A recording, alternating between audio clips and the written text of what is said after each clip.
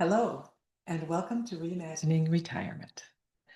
So I've been writing this newsletter for 2 years, 104 articles. I can't quite believe that. When I think about it, it kind of blows my mind.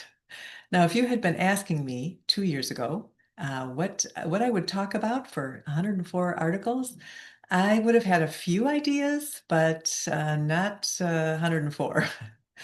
But that's why writing is a wonderful process. It takes a germ of an idea and puts substance around it and makes something hopefully worth reading.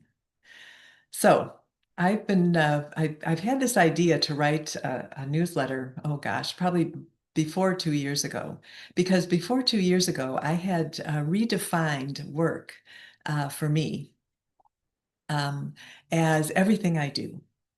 For example, I wake up in the morning, put on my sweats, go into the basement, lift weights, stretch a little bit, or every other day I'll take a walk/run through the neighborhood. It's mostly a walk these days, but I still do it. And then I come home and I make a cup of tea and I sit down and read my Bible. And then I might come in here and write a little bit, or I might get ready for the day when I go somewhere else, like to take care of my grandchildren, or visit my parents, or mentor a student, or who knows what I'm doing. Just the stuff of life. But it's all work. And when I redefined work for myself, I understood that from that perspective, retirement needed to be redefined as well. So I started writing Reimagining Retirement.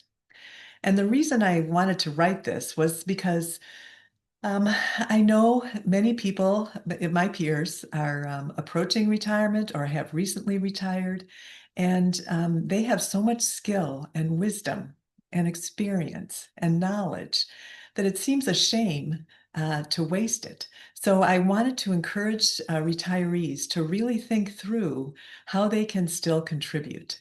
You know, we're living longer lives these days, so it's not unusual for somebody approaching the retirement age to have 10, 20, or 30 years, more productive years ahead of them.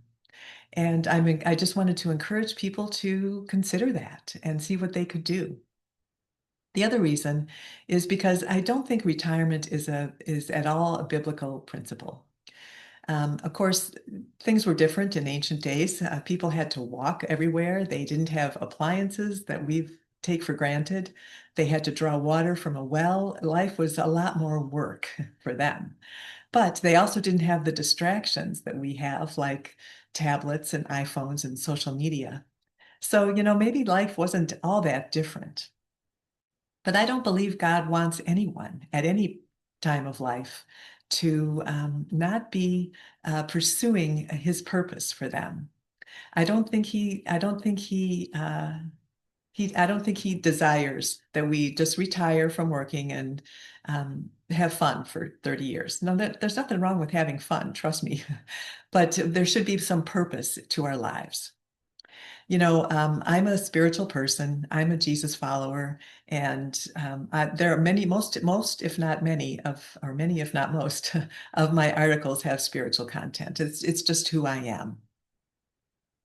So as I was writing about retirement and writing about ageism and grief and relationship issues, I started to realize that, everyone experiences those difficulties, whether or not they have retired.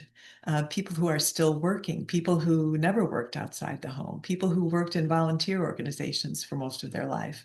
But it doesn't matter. We're all going to experience those issues. So I started to wonder, are there really two things going on here, retirement and just getting to this age? So, yeah, I found out that two of the most read articles on reimagining retirement are Retirement is an Outdated Concept. That was published in January of 2025, and it was based on an Atlantic article written by Jonathan Rauch called America Needs to Radically Rethink What It Means to Be Old. And the second is A Longevity Revolution, published in February 2025, inspired by a book, The Longevity Imperative by Andrew Scott.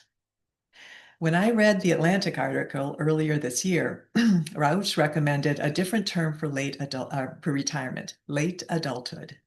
And I thought, yes, that's it. It isn't a replacement for the term retirement, but it's a more expansive expression of this stage of life. That's the term I'd been looking for. Thank you, Jonathan Rausch. Now, Rausch recommended or reviewed two books in that article. One was the most helpful, he thought, was The Longevity Imperative by Andrew Scott. And he stressed in that book that we start planning for a longer life, that people in their 20s, 30s, and 40s start to think about, okay, what if I'm working till 90? What does that look like? How should I restructure my life to make that possible? You know, so far the structure has been education, career, retirement. Boom, three steps. But I think that's changing, and Andrew Scott does too. In fact, he said, retirement as we know it today is a thing of the past. I agree. I think we're going to see more and more people adjusting their lifestyles to re-education, to taking breaks, to trying different careers in the future.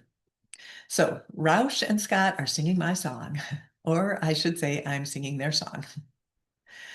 But that it helped me a lot to get a term for what I was thinking about. There's late adulthood and then there's retirement. We all need to come to terms with late adulthood. Retirement is just part of that adjustment. When I began writing Reimagining Retirement, I saw retirement as the trigger of all these issues. You know, when you retire, you might not know who you are anymore. You might not know what your day's going to look like. You might have trouble with relationships or miss your coworkers, all kinds of things. And that's true, but that often happens whether or not you retire. Retirement is an important subset of what happens in late adulthood, but it's not all of what happens in late adulthood. Late adulthood happens gradually. We don't wake up in the morning and wonder why our muscles are taking so long to warm up all of a sudden. No, that happens gradually. We don't wake up one morning and look in the mirror and say, who is that looking back at me? No, that happens gradually. There are many advantages to late adulthood. Wisdom, knowledge, experience, skill, everything, all kinds of intangible assets, and financial stability for most of us. We can do what we want, but then we have to figure out what we want. And there are also challenges to late adulthood. There's you might have health challenges. You might end up caregiving for a family member or a friend. You experience grief more often, the loss of family and friends. That just happens when you get to a certain age. So there are benefits and there are challenges. But it all happens gradually. Now, retirement, on the other hand, happens in one day. You may have been looking forward to retirement for months, years even. But when one day you'll go to work and that's it. The next day, you might not have anything on your schedule. You might start to wonder who you are, and you might wonder how you're going to run your life. What's your routine going to be like? So retirement it happens more dramatically. You know, late adulthood is gradual. Retirement is a part of that, but retirement happens much more dramatically. So topics I've covered in this newsletter, they all have to do with late adulthood, and many of them focus specifically on retirement. You know, who am I now that I'm no longer identified with this occupation? What am I going to do with the rest of my life? What are my desires and goals for these years? Those are good questions to ask yourself.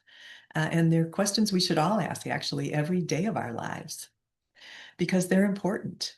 And late adulthood is the perfect time to consider those questions, to ask yourself, what are my goals? What do I want to accomplish in this life? Who do I want to be? Those are important questions.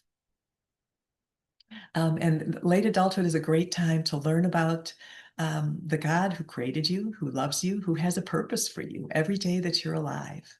It's a great time to just spend more time getting to know God. whether you know him today or not.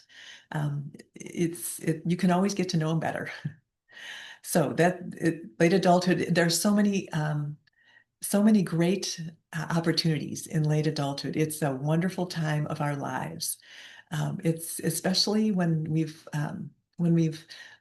learned so much. We can ask those questions with more wisdom, with more self-understanding, and it's easier to find answers. So that is kind of the history of reimagining retirement.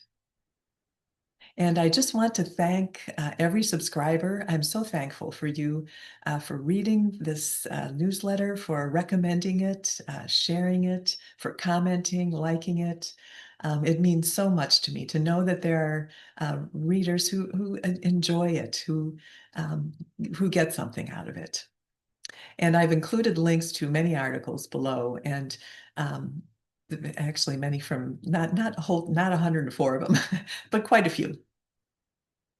And some of them are behind a paywall. And if you don't want to become a financial supporter of Reimagining Retirement, that's fine. You can take advantage of the 7-day trial period and read them all if you want to.